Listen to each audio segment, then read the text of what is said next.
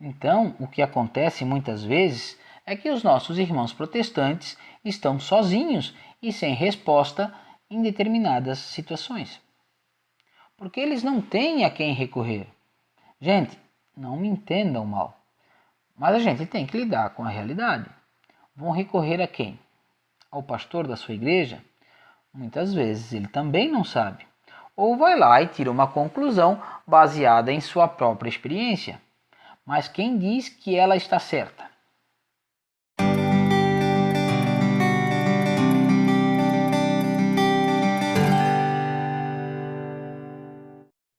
Fala pessoal, tudo certo? Hoje vamos falar sobre os 3 pilares que sustentam a nossa fé.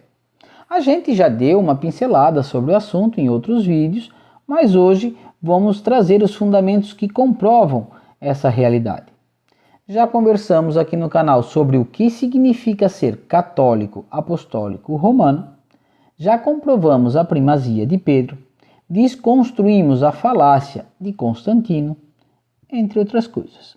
E hoje, como eu falei, vamos seguir apresentando os fundamentos da nossa fé, falando sobre o tripé que sustenta a nossa igreja, ou seja, a Sagrada Tradição, a Sagrada Escritura e o Magistério. Mas antes, não esquece de se inscrever no canal, acionar o sininho de notificação para continuar recebendo o nosso conteúdo, curte, compartilha com os amigos e, claro, quem quiser fazer aquela doação através da opção Valeu, fica à vontade. Como não podia ser diferente, vamos começar citando o Catecismo da Igreja Católica, onde, no seu número 95, ele mostra como a Igreja entende essa realidade. Fica, portanto, claro que, segundo o sapientíssimo plano divino, a Sagrada Tradição, a Sagrada Escritura e o Magistério da Igreja estão de tal modo entrelaçados e unidos que um não tem consistência sem os outros, e que juntos, cada qual do seu modo, sobre a ação do mesmo Espírito Santo, contribui eficazmente para a salvação das almas. Não tem nem muito o que comentar aqui. Acredito que o catecismo está sendo bem claro. Essas 3 realidades se completam entre si. Claro, tudo isso segundo a vontade divina. Já nossos irmãos protestantes não concordam com isso. Para eles, a Bíblia é a única fonte de autoridade. Mas tem um problema nisso tudo. Se não fosse a tradição e o magistério, nós sequer teríamos a Bíblia. Então, como aceitar um e rejeitar os outros? Como disse o padre Paulo Ricardo uma vez, a Bíblia não caiu do céu com zíper e tudo. Coube ao magistério da igreja reconhecer os escritos verdadeiramente inspirados, identificando neles a marca e a tradição apostólica. Mas afinal, então, o que é o magistério? Quem fez ou faz parte do magistério? De uma forma simplificada, pode-se dizer que o magistério é o conjunto dos bispos da igreja que, em comunhão com o Papa, são os responsáveis em pregar, transmitir e ensinar a palavra de Deus. Logo, fazem parte do magistério o Papa Francisco, o bispo da sua arquidiocese e os bispos de toda a igreja.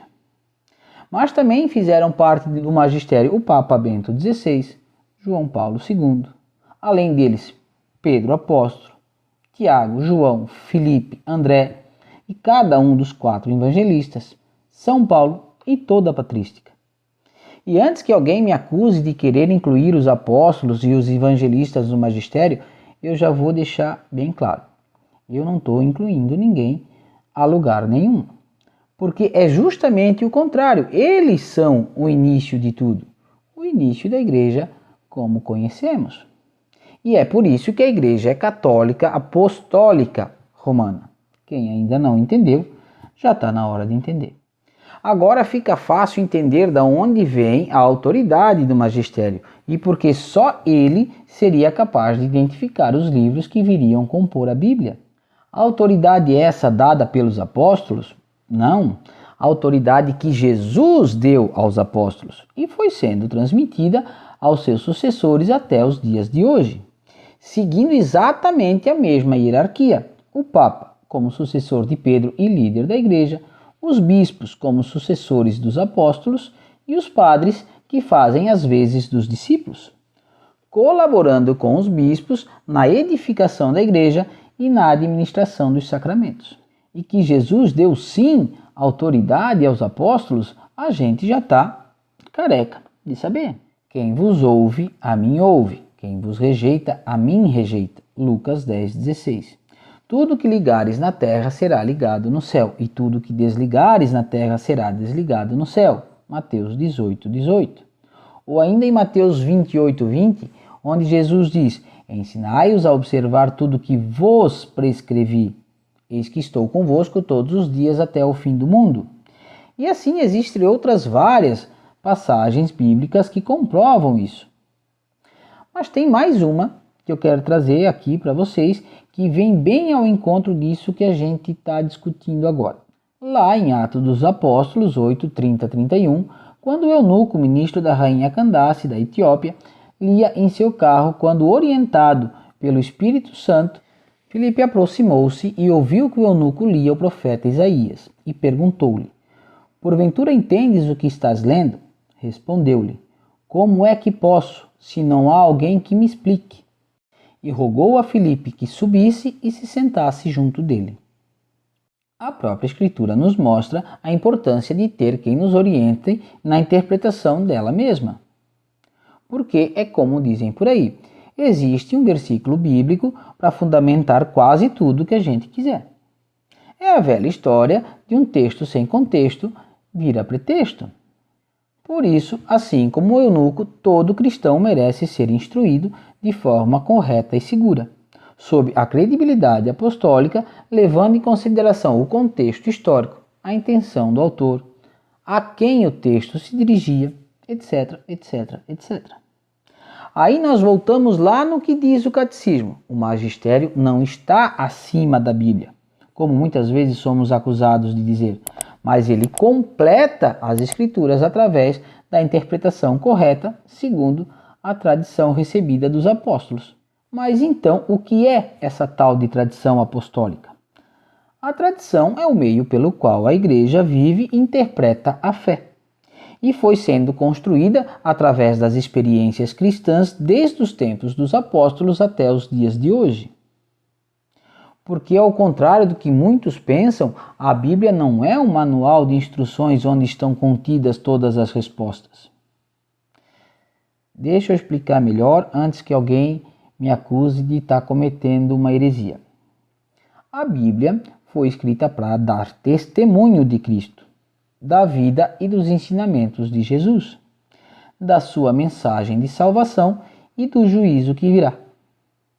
O propósito da Bíblia não é conter todas as respostas, até porque muitas coisas que vivemos hoje sequer existiam naquele tempo. Temas que exigem uma resposta da Igreja que nem se imaginava na época. Mas a Bíblia nos dá um código de conduta, um jeito de pensar, uma moral. E isso pode e deve ser usado em toda e qualquer situação. O problema é que muitas vezes surgem dúvidas. Às vezes as coisas não estão tão claras na Bíblia. E aí, quando surge a dúvida, para quem recorrer? Simples, para a Igreja. O magistério, apoiado na tradição apostólica, vai nos dar as respostas que procuramos. Esse é o principal problema de ter somente a Bíblia como fonte de autoridade. Porque na Bíblia existem muitas partes difíceis de serem compreendidas. E nós não vivemos numa sociedade onde todo mundo é teólogo, nem perto disso. O livro do Apocalipse, por exemplo, é um livro extremamente difícil de ser interpretado, uma vez que ele está escrito todo em linguagem cifrada, em linguagem simbólica. Falo por mim mesmo, já comecei a ler algumas vezes e não terminei nenhuma. E se por acaso surge alguma dúvida relacionada a algum trecho do Apocalipse, o que eu faço? Eu procuro a interpretação da Igreja. Então, o que acontece muitas vezes é que os nossos irmãos protestantes estão sozinhos e sem resposta em determinadas situações. Porque eles não têm a quem recorrer. Gente, não me entendam mal, mas a gente tem que lidar com a realidade. Vão recorrer a quem? Ao pastor da sua igreja? Muitas vezes ele também não sabe. Ou vai lá e tira uma conclusão baseada em sua própria experiência. mas quem diz que ela está certa? Gente, vou repetir, não me entendam mal. Não estou tentando diminuir ninguém. Eu estou aqui falando mais com carinho, com respeito e por experiência própria que eu já tive contato. Muitos pastores são pessoas que se expressam bem, que têm um certo conhecimento bíblico, que têm boa intenção, inclusive, mas são limitados em alguns aspectos. Mas a inspiração do Espírito Santo. É complicado muitas vezes a gente saber onde termina a opinião pessoal e aonde começa a inspiração do Espírito Santo. E é por isso que eu creio firmemente no magistério e na tradição da igreja, porque é algo que nasceu com os apóstolos e vem sendo construído ao longo de 2000 anos de história,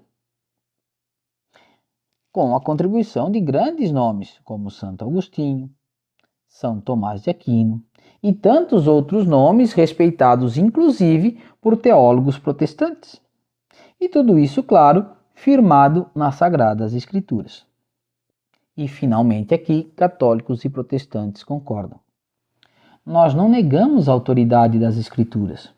Pelo contrário, mas afirmamos que não há como desvincular as Escrituras da tradição e do magistério da Igreja. É sempre bom lembrar que a Igreja viveu pelo menos 300 anos sem Bíblia e que a Bíblia é fruto da tradição oral que surgiu com os apóstolos. Mas nem tudo foi escrito, e a própria Bíblia fala isso. João 20, 30, 31. Fez Jesus, na presença dos seus discípulos, ainda muitos outros milagres que não estão escritos neste livro. Mas estes foram escritos para que creiais que Jesus é o Cristo, o Filho de Deus, e para que, crendo, tenhais vida em seu nome. Um pouco mais à frente, João 21, 25, Jesus fez ainda muitas outras coisas. Se fossem escritas uma por uma, penso que nem o mundo inteiro poderia conter os livros que se deveriam escrever. Então, de que outra forma teríamos contato com toda a revelação se não fosse a tradição e o magistério da Igreja? Está vendo como tudo se completa? E a Bíblia também confirma que somente aos discípulos foi transmitida tudo aquilo que deveria ser revelado. Lucas 8:10. E ele respondeu: a vós é concedido conhecer os mistérios do reino de Deus, mas aos outros se lhes fala por parábolas, de forma que vendo não vejam e ouvindo não entendam.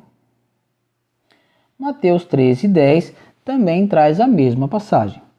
Já em João 15:15, Jesus disse: já não vos chamo servos, porque o servo não sabe o que faz o seu senhor, mas chamei-vos amigos, pois vos dei conhecer tudo quanto ouvi do meu Pai. Já caminhando para o final, eu quero falar com meus irmãos católicos, mas também com os meus irmãos protestantes. Não se deixem levar por tudo aquilo que dizem por aí. Tudo que existe na Igreja Católica, tudo que a Igreja ensina, tem um porquê. Mas talvez a dúvida é se podemos confiar no que a Igreja ensina. A Bíblia também responde. Hebreus 13:17. Sede submissos e obedecei aos que vos guiam, pois eles velam por vossas almas e delas devem dar conta. Assim eles o farão com alegria e não a gemer, que isto vos seria funesto. Funesto significa fatal. E isso, ao mesmo tempo que é um alento para nós sabermos que todo o magistério vela por nossas almas, também é um aviso a todos os líderes religiosos, do diácono ao papa, inclusive para todos os pastores protestantes também. Porque a Bíblia fala lá em Lucas 17:1-2. Jesus disse também aos seus discípulos: é impossível que não haja escândalos, mas ai daquele por quem eles vêm. Melhor lhe seria que se lhe atasse em volta do pescoço uma pedra de moinho e que fosse lançado ao mar, do que levar para o mal um só destes pequeninos. Tomai cuidado de vós mesmos. E talvez por isso que no versículo seguinte, em Hebreus 13:18, o autor pede: orai por nós. Estamos persuadidos de ter a consciência em paz, pois estamos decididos a procurar o bem em tudo. Legal, né? Ficou alguma dúvida? Escreve aqui embaixo nos comentários. Já aproveita para curtir, compartilhar. Não esquece de se inscrever no canal, que a gente se vê no próximo vídeo. Eu fico por aqui. Um grande abraço e até mais.